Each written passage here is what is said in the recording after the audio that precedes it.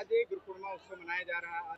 कई मंत्री भी आए हैं, विधायक भी आए हैं, सांसद भी आए हैं, महापौर भी आए हैं। क्या संदेश देंगे? जय सीताराम, जय श्री हनुमान जी महाराज, जय कनक बिहारी जी। मैं संदेश यही देना चाहता हूँ।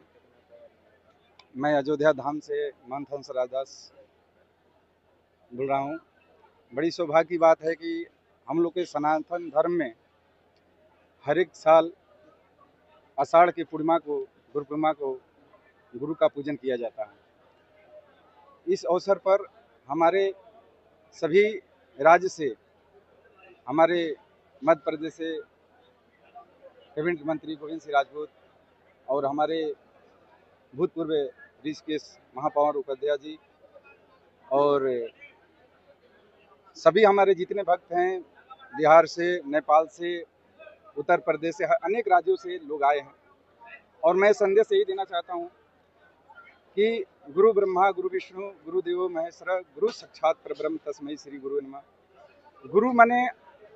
गुरु एक ऐसा शब्द है कि जो अंधकार से प्रकाश में ले आए। जैसे हम किसी रास्ते से भटक जाते हैं, किसी रास्ते को हम पकड़ लेते हैं, उस रास्तों को सही मार्ग को बताना गुरु का कार्य है। उस रास्ते पर गुरु ही हम लोग को ले चलते हैं। और गुरु, हम लोग बालक हैं, बालक एक नासमझ होता है, बालक को कोई समझ नहीं है कि क्या करना है, क्या अच्छा है, क्या बुरा है। जैसे दीपक है, तो दीपक को लौ को पकड़ने के लिए बालक क्या करता है, दौड़ता है उसको। तो माता क्या करती है, उसको पकड़ती है। तो जब माता पकड़ती है तो बालक रोने लगता है। क्यों रोने लगता है? तो उसको कष्ट होता है कि हमको लौ को पकड़ने नहीं दिया।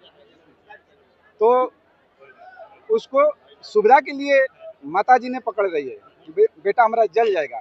उसी प्रकार गुरु जी हम लोग के जितने भक्त हैं, जितने हमारे शिष्य हैं, और गुरु, हमारे गुरु जी का ही कार्य है। और जितने हमारे गुरु परंपरा में जो लोग भी हैं, तो उन लोग कार्य है कि हमारे शिष्य को कभी अनहोनी ना हो, हमारे शिष्य जो है सही रास्ते पर चले, सही मार्ग पर चले।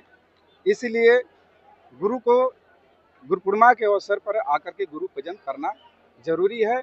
और हमारे ये सनातन संस्कृति में गुरु परंपरा बहुत बड़ी संस्था है।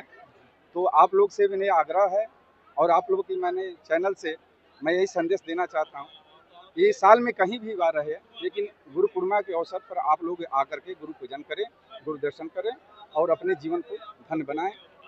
जय सीताराम। हंसराज दास, श्री नारायण धाम सीताराम नामाश्रम, अयोध्या धाम से। तो बहुत बधाई। अपने अपने गुरुओं से आशीर्वाद लेके चतुर्मास की साधना में सबको रत होना चाहिए। भगवान व्यास को भी हम लोग स्मरण करते हैं। उन्होंने वेदों को संगीताबद्ध किया, 18 पुराण की रचना की। पूरी संस्कृति, पूरा जनजीवन उनके योगदान के प्रति अपना आभार व्यक्त करता है और अपने गुरुओं के प्रति भी श्रद्धांजलि देता है। महापर्व जी, जिस तरीके देखा जा रहा है कि श्रद्धालुओं की संख्या काफी बढ़ रही है, तो लगता है ये हर वर्ष हमारे पास तो श्रद्धालु सदैव से रहे। भगवान की कृपा है, राम जी की कृपा है, और हमारे समर्थकों की, हमारे चाहने वालों की संख्या, और सब आप देख ही रहे के सानिध्य में, गुरु के चरणों में जा रहे हैं। और हम लोग इस समय भगवान श्री राम की नगरी अयोध्या और भी हनुमानगढ़ी में हैं। और कहा गया है कि गुरु का अर्थ ही होता है कि अंधेरे से प्रकाश की ओर उजाला करना। कहा गया गुरु ब्रह्मा गुरु विष्णु गुरु देवो महेश्वर गुरु साक्षात परब्रह्म तस्मै श्री गुरुवे नमः। गुरु ऐसा शब्द है कि उसी में सब कोई समाहित है। वो ब्रह्मा जी भी, विष्णु भगवान, भगवान शंकर। आगे गुरु आए अभिमान पे उठने कीन प्रणाम। तो गुरु इतना दयालु होता है ना। भगवान शंकर स्वयं कुपित हो गए, लेकिन जब एक समय आया, गुरु महाराज फिर जो है अपने शिष्य के ऊपर जो है उनका बर्धस था, उनका प्रेम था, उनका वात्सल्य था। जब वो पता चला उनको कि हमारे शिष्य को भगवान शंकर ने स्वयं श्राप दे दिया है, तो उन्होंने प्रार्थना किया कि जो है प्रभु, हमारा शिष्य अबोध है, उसको अज्ञानी है, उसको नहीं कुछ पता है, उसे क्षमा कर दीजिए। तो उन्होंने फिर कल्याण कर दिया। 30वें स्थान पर सरजू आरती पूरे जिले में 50वें स्थान पर चल रही। सबका मानना, प्रभु श्री राम ने भी माना है कि माँ सरजू जो है वह सबसे पवित्र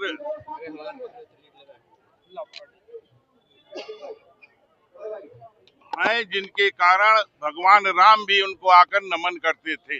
और आज अयोध्या में कोई भी काम, कोई भी जो शुभ काम है वह बगैर सरजू आरती के प्रारंभ नहीं होता। इसलिए माँ सरजू का हम सब आरती करके नित्य प्रति उनसे आग्रह करते हैं कि अयोध्या और पूरे देश वासियों को सुखी और समृद्ध रखें और भारत माता को शक्तिशाली बनावे, दुनिया का सबसे शक्तिशाली और संपन्न भारत माँ को बनावे। यही हम सबकी माँ सरजू से आकांक्षा।